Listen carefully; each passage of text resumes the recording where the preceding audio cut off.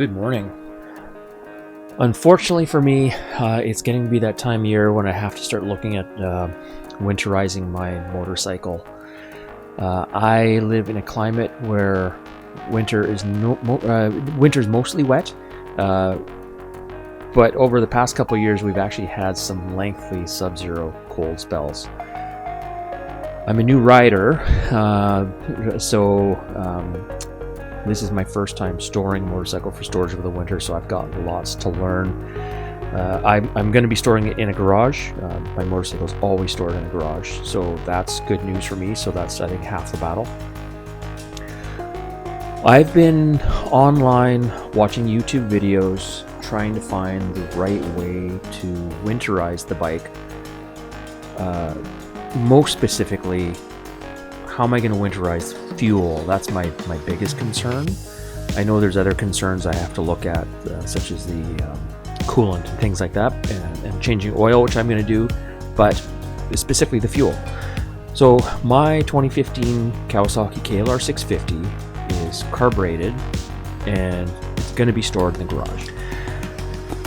For the last little bit, I've never thought of this in the past, but I've really had to start paying attention to ethanol in my fuel for the first time in my life, because I never really gave it a second thought, and now it really seems like something I need to pay attention to, because it's not good for engines to be storing it in the winter because of moisture. And in hindsight, I think I actually ruined a lawnmower this way and years ago and just didn't realize it because I stored it with gas. I didn't realize it was the ethanol. So I know I'm going to have to add some stabilizer to my fuel, but I'm wondering what to do with my carburetor.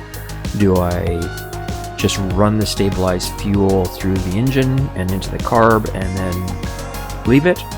Or do I do that and then do I drain the carb bowl, I think it's called? I have also seen some, I don't know, I guess kind of sketchy videos on YouTube taking ethanol out of the gas before putting it in the tank. Now, I'm really not sure about that. I'm not sure how safe that is. The process looks really easy. I just don't know if I'm ready to do something like that and then, I don't know, cause an explosion in my garage and then never motorcycle again. So I'm not sure about that. Let me know what you think in the comments below about taking the ethanol out of fuel.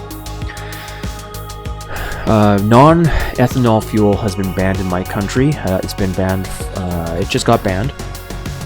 So I can't find it anywhere. I understand there's some places that might still have it, and I just can't track it down. Chevron was kind of the last place that their 94 octane had no ethanol, and now it contains at least 10% ethanol. I believe it's 10%. There's always the chance that I could go and buy the cans of it from, like Rona or something like that, but they're $30. It's not even a gallon. It's a can of gas, and it's really designed for your lawnmowers and yard equipment that you're putting away for the winter. And really, at $30 for, boy, I think it's like 3 liters. It's not even 4 liters or a gallon.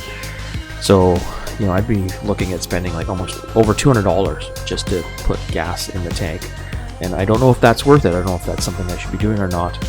I have spoken to some people I know who have motorcycles, and some people say they put stabilizer in the gas, and other people say they don't. So I'm not really sure what to do. I think I'm going to, at least at the very least, I think I'm going to put some stabilizer in my fuel, run it through my fuel lines.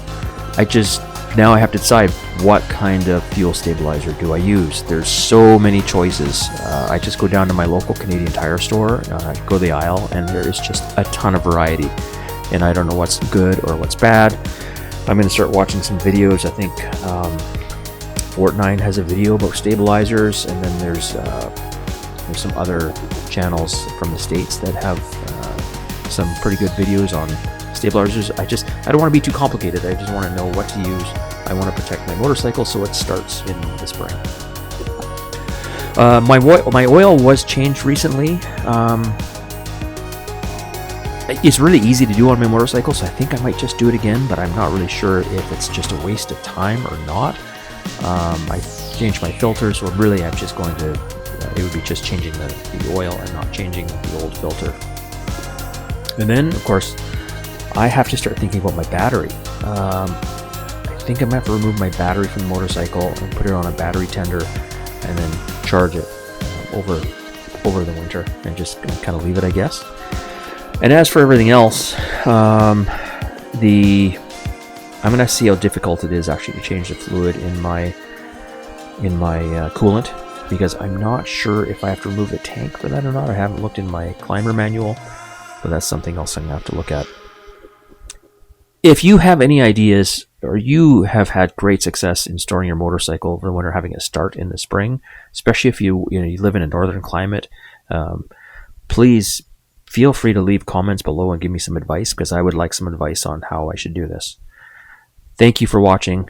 Take care. Ride safe.